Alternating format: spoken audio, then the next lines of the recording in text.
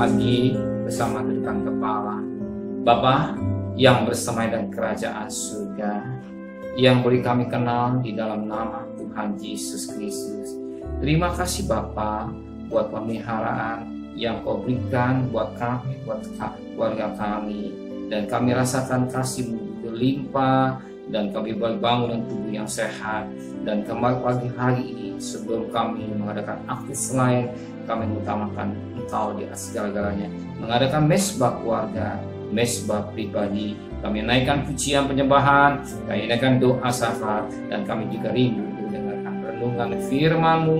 Roh Kudus, urapi hamba-Mu, Roh Kudus, urapi kami yang mendengarkannya. Kuasai hati dan pikiran kami, dan lembutkan hati kami, sehingga firman-Mu menjadi berkat buat kami. Haleluya. Amin. Shalom. Pagi. Selamat bertemu dalam kasih Tuhan Yesus Kristus. Hari kita akan membaca Mika pasal yang kedua. Mika pasal yang kedua, ayat pertama sampai ayat 13. Mika pasal 2 ayat pertama sampai 13. Kutuk atas orang yang menindas. Celakalah orang-orang yang merancang kebijaksanaan dan merencanakan kejahatan di tempat tidurnya, yang melakukan di waktu fajar, sebab hal itu ada dalam kekuasaannya. Yang apabila ladang-ladang mereka merampasnya, dan rumah-rumah mereka menyerobotnya. Yang menindas orang dengan rumahnya, manusia dengan milik pusakanya. Sebab itu beginilah firman Tuhan, sesungguhnya aku merancang meletakkan dalam kaum ini, dan kamu tidak dapat menghindarkan lehermu daripadanya. Kamu tidak dapat lagi berjalan aku, sebab waktu itu ada waktu yang mencelakakan. Pada hari itu orang akan melontarkan sindiran tentang kamu, dan akan memperdengarkan suatu ratapan, dan akan berkata, kita telah dihancur-dulukan. Bagian warisan bangsaku telah dikubur dengan tali, dan tidak ada orang yang mengembalikannya. Ladang-ladang kita dibagikan kepada orang-orang yang menawan kita. Sebab itu tidak akan ada bagimu orang yang melontarkan tali dengan undian di dalam jemaat Tuhan. Jangan ucapkan nubuat, kata mereka. Orang tidak mengucapkan nubuat seperti itu. Noda tidak menimpa kita. Bolehkah hal itu dikatakan kepada Yakub? Apakah Tuhan kurang sabar? Atau seperti inikah tindakannya? Bukankah firman-Ku baik terhadap orang yang benar kelakuannya? Tapi kamulah yang bangkit sebagai musuh terhadap umat-Ku. Kamu rebut jauh jubah dari orang-orang yang suka damai, dari orang-orang berjalan lewat dengan tentram, yang tidak cenderung kepada perang. Para istri di antara umat-Ku kamu halal, dan dari rumah kesayangannya, dari bayi-bayinya kamu ngambil itu selama-lamanya. Semarak yang telah kuberikan kepada mereka, bangkitlah dan pergilah, sebab ini bukan tempat perhentian bagimu. Oleh karena kenajisan maka kamu akan dibinasakan dengan kebinasan yang tidak terpulihkan. Seandainya seorang datang mereka-reka yang hampa dan dusta, aku berbuat kepadamu tentang anggur dan arak, maka dia yang patut menjadi orang yang berbuat terhadap bangsa itu. Dengan sungguh-sungguh aku akan mengumpulkan engkau sebelumnya, hei Yakub. Dengan sungguh-sungguh aku akan menghimpunkan sisa orang Israel. Aku menyatukannya seperti kambing domba dalam kandang, seperti kawanan binatang di tengah-tengah padangnya, sehingga ramai dengan manusia. Penerobos akan maju di depan mereka. Mereka akan menerobos dan berjalan melewati pintu gerbang, dan akan keluar dari situ.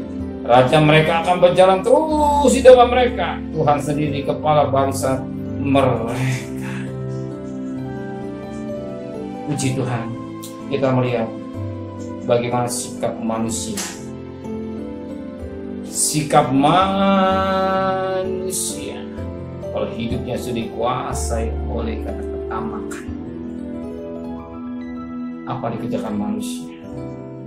Dikatakan pada ayat yang ke-1, celakalah orang-orang merancang kedudukan dan merencanakan kejahatan timpa tidurnya, dan melakukan ibadah fajar, sebab hal itu ada dalam kekuasaannya.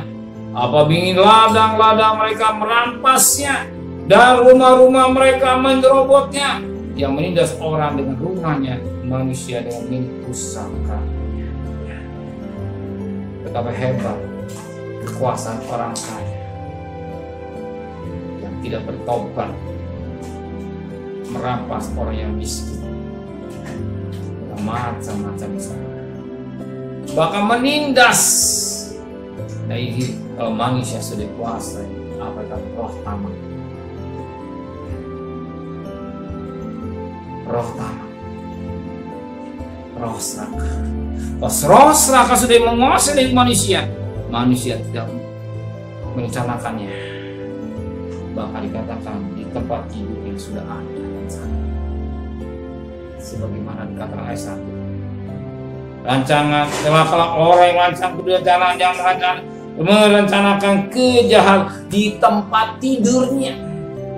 Jadi dengan pengertian bangun tidur, apa yang dipikirkan?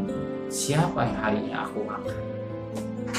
Siapa hari ini aku tindas? Siapa hari ini aku rampas? Bagi orang yang miskin, hari ini saya makan apa? Terbalik. Justru serakahnya orang yang sudah kuasai roh tamakan. Tega. Serakah. Serakah dengan waktu. Serakah dengan harta dunia. Sehingga lupa bahwa dia datang dengan telanjang, pulang tidak membawa apa. Roh yang menguasai hidup manusia di akhir zaman.